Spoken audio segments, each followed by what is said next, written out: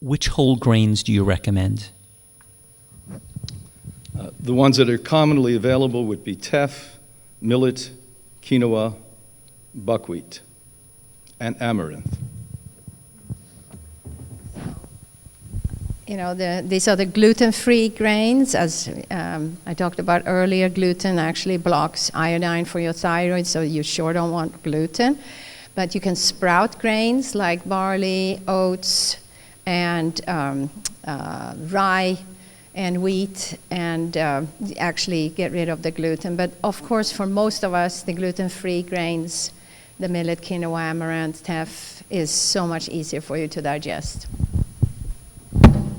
I recommend any whole grains that my people will eat, unless they have a known gluten problem, celiac patients, IBD patients, that sort of thing. But any whole grain they'll eat is fine with me. I second that. I recommend any whole grain you enjoy because there's so many delicious ones. I don't recommend gluten-free unless necessary. I see people that it's definitely necessary, but most people, they do better because they're simply not eating processed foods. And I don't recommend, eating a white bread diet. I recommend whole grains. So if that's wheat berries and couscous, and that does okay in your body, then you're probably fine with gluten. It just depends on what you like. There's so much variety, and it's a great way to substantiate a delicious diet and offer a lot of culinary diversity.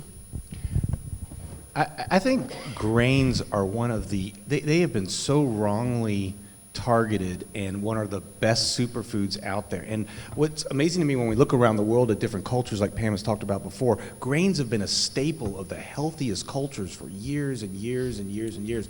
And when I talked a little bit today about Tunisia. That was a grain-eating, wheat-eating, whole grain diet place that was extremely healthy till meat came along. But I can't, there's another conference going on right now, the Mind Body Green, and Pamela, what's his name, Pamela, was up there talking about how grains cause Alzheimer's. Absolutely the opposite. I mean, the science is very clear on this, that grains are the opposite effect with Alzheimer's. I think grains are fantastic. I think all grains are good. I could go on and on about gluten. I've done every study in the book on gluten in patients, and no inflammatory mediator changes. Nothing. And the guy who actually started the whole gluten craze has kind of gone back on it. He did a study, which is a placebo trial, where he had people that were gluten sensitive. He gave them muffins that had gluten in them, and he told them they didn't have gluten in them, and then they didn't have symptoms. Then he gave them muffins that did have gluten, and told them it didn't have gluten, or it didn't have gluten. They're like, oh no, I still have symptoms. If you look at the placebo trials on this, we've created what's called a nocebo effect, where we tell you that gluten is going to make you die, and then you touch gluten and you think that you're going to die. But I am not a big believer that gluten is a problem, and I just want people to eat their grains because it's such an important source of fiber and vitamins. Well, one thing I'll just... There was a study or an article I saw today about a recent study that whole grains will help you live better longer. Yes, it's a great study. Brand new. Yeah. There's so much evidence about how important healthy whole grains are. Nothing negative in the real literature. Well, two people wrote terrible books. I mean, I don't need to mention the names about this gluten and grain issue. If an undergraduate student turned in a paper of this quality, they would fail my class. But one of the books went into great detail about the problems with wheat and grains and all this kind of stuff, talking about how bad they are because they're hybridized. And I laughed so hard, and my father, who was a hobby horticulturist and then took classes at Ohio State after he retired, I showed him this, and we both roared. Because if you were to go to the grocery store tomorrow and try to buy something that wasn't hybridized, there's nothing to eat, okay? And had the potato famine in Ireland never would have happened if they'd been hybridizing the potatoes, because there would have been blight with one type and everybody else would have eaten the other types and it would have been fine. So what hybrid is that this person who wrote a terrible book that was poorly referenced, if you want to even call what he did referencing, started this whole myth that the hybridization of wheat is responsible for all of our health issues. And if you know anything about how farming was traditionally done, with seed sharing and hybridization and the whole 9 yards, it's just laugh out loud funny. The problem is most people don't know it, and it's not funny, the misconceptions and the misperceptions that resulted from a terrible book. Let's do one more round with this. I was under the impression that there were ancient grains like quinoa, millet, amaranth, and teff that weren't hybridized, and that wheat, barley, and oats were. So specifically, one more time, just about wheat, barley, and oats. Again, your thoughts on wheat, barley, and oats, just those three. When we look at the agricultural science, if we're going to talk about science, the closest thing we have to the primal or primitive wheats are spelt and kamut. Spelt now is about 12-13%, maybe 14% protein. The average wheat that we have that's organic is 3, 4, 5, 6% protein. The agricultural anthropologists tell us the original wheats that they found, I don't know if it was in petrification or in some other form, were probably 36% or more protein. So seemingly, it's clear that this is not the same as the original wheats. Now, what that does or doesn't do to us, I don't know. I know that gluten is the highest protein within, it's the 80-some% protein in wheat, and the original wheats had about 14% to 17%. That we do know to be a fact. All I know is that when we work with people with celiac disease, and we do a lot of psychotherapy with everyone that comes to us too, that when we remove it from their diet, we see shocking changes. And our medical team sees the inflammatory markers drop dramatically.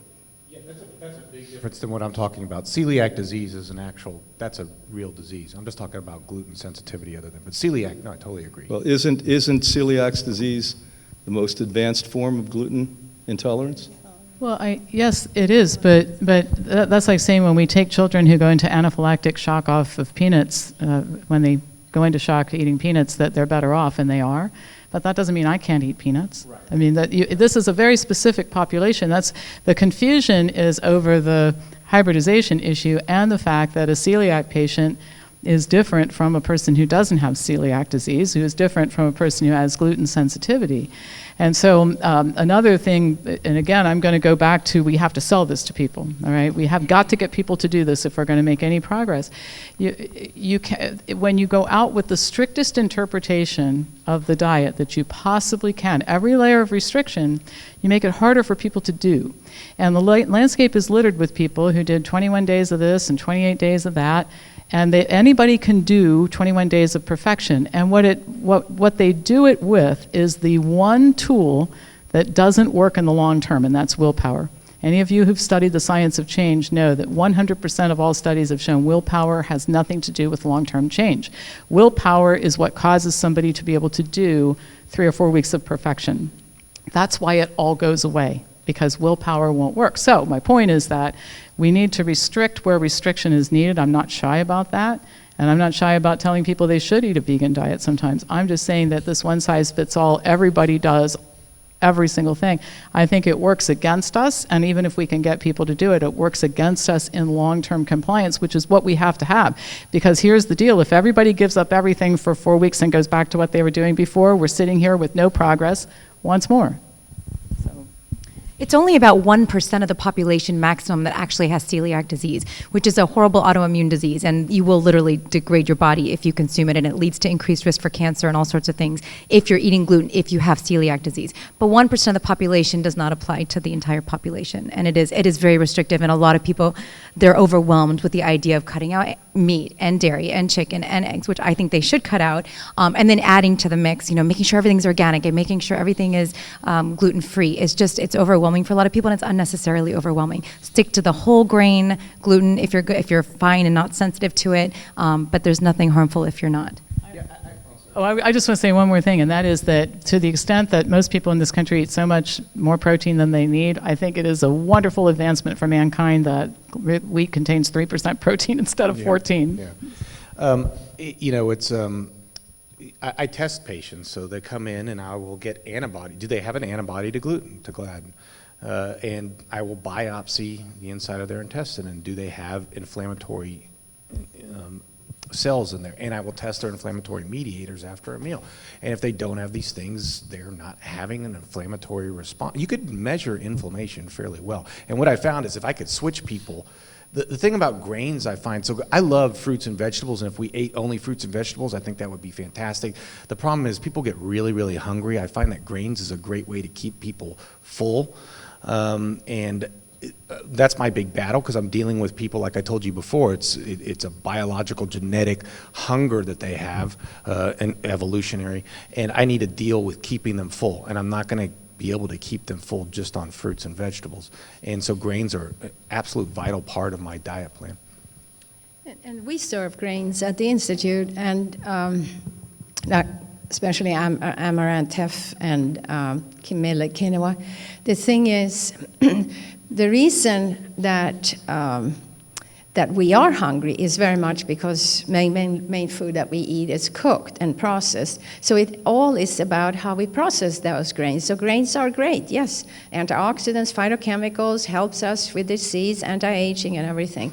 But it's the way that we process it. And if we could teach people, like the Essenes knew hundreds and hundreds of years ago, that if you could germinate seeds, nuts, grains, beans, you get so much more out of the food. And we're living in a time where we don't have quantity. We need quality now. And so I think what we need to teach people is, when I'm hungry, why don't I take a handful of almonds or a handful of walnuts, and I make some nut milk. I can make it so easy myself at home, and I don't have to have any preservatives and chemicals and food colors and taste, things in it. So I think grains are good, but it really is how we process them. Did we have just white flour that we made bread from? No. We wanted the whole grain, and if we could germinate it, we absolutely are top-notch. And I totally agree with that. Like, without a doubt, these grains that you're talking about, I really like their nutritional value, and I think germinating them and sprouting them has clearly been shown to be better. The other thing we need to talk about, though, is the deception that you will get as to what a whole grain is. It has to say on the ingredients whole wheat or whole. It can't say 100% whole. It can't say the thing they'll get you on is multigrain. Like, if you see something that says multigrain, be careful, because that doesn't mean it's a whole grain. It could be multi grains. There might be a whole bunch of different grains, but none of them are whole. And the problem is, remember I showed you that slide earlier today, that the more that you start processing the grain, the more insulin response you're going to have to it, the more you're going to get hungrier later, because your blood sugar is going to go up and then go down faster, and you're losing a lot of the vitamin and nutrients. So be careful. We tell you that wheat's good, and then you run out and buy wheat flour that's not whole grain, and then you're going to be in trouble. You're not getting anything good. That's like just ignore everything on the label except for the ingredients. Like, everything else is all marketing. I think one other thing, along with the confusion about grains sometimes, is that people think that making muffins and pastries from whole grains makes those better. You know, muffins are treats, and we have very strict rules in our eating plan for this too. You have cookies and muffins on your birthday and holidays, that sort of thing. Day to day, it's the daily fare. And so I think this is another area where vegans can get in trouble sometimes, is thinking, I'm eating vegan whole grain muffins, and I'm eating vegan whole grain crackers, and I'm eating vegan whole grain this and that. And we're still avoiding what we really want to do, which is move people to a diet comprised of whole foods and saving even minimally processed foods. Like, it's one thing to eat a high fiber whole grain cereal, but there's no way you can make the muffin be anything other than a treat. I mean, there's just no way you can do that. And so those are treats. That's for a holiday. Maybe applesauce and grain. Well, but you're still talking about a processed food. I mean, it's tell me my flour and applesauce it's sugar and muffins are it's So and the other thing too is, when we're giving dietary directions, we try to use what we call prescriptive communication. The more clear the rules are, the easier it is to follow. And so when we start talking about, if you're going to make muffins, don't have them too often, and use applesauce, and I mean, that's all great, but it doesn't really tell people what to do. It almost is like that moderation message, which we know is completely ineffectual. Yeah. What moderation, by the way, is a great new study out about 2 months ago, These researchers looked into what do people think moderation is. Here's what they concluded. Moderation, in the eyes of the consumer, is how much of something that I really like, I want to eat. Yeah. I mean, that's what basically it came down to. Right. If you ask them, what's your idea of moderation with chocolate? If you're a chocolate lover, it's a big amount. If you ask, what do you think the definition of moderation for something somebody else is eating that you don't like so much? It's a tiny amount. So, it's such a subjective thing. I mean, I think it's good to stay away from that kind of thing. It's funny, I'm getting a little bit off topic, but we keep talking about moderation versus, and I gave a talk yesterday where we were talking about how do you change behaviors. And so a lot of what I do with a patient is tailored to what I see. I see the 6'5" cowboy hat and, belt buckle, and I'm like, okay, I got to be moderate with this guy. But and I said this yesterday, I don't know if you guys remember this, but there seems to me when I'm really working with someone, and there's just someone extreme, someone that would really wants to change their life, that would be great in an Hippocrates setting, that wants to sprout their beans and wants to do all that stuff. I tend to find in these people that maybe extreme is really good. I tend to find, look, in the end, if you go extreme, that's when you really get benefits, is when you really follow everything. And I tend to find that I said this yesterday, 99% effort is hard, 100% effort is easy. Because at 99%, like for instance, I love or did love cheese pizzas. I loved them.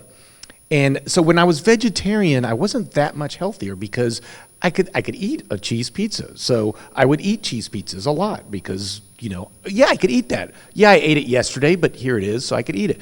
But as soon as I said, no more cheese pizza, and there's a line in the sand, then there's just no thought process. There's no more cheese pizza. So there is something about, on a global scale, if we're going out to America and we're trying to change this unbelievably ridiculous eating society, we have to be a little bit moderate in our message. But you as an individual, if you're going to make changes, man, put the chips in, go all in. Listen to what these people are like. Sprout your beans. I'll do anything I can, because the more healthy I get, the more better I feel, and I'm addicted to this. So I want to be as healthy as possible. So you do have to kind of temper that message.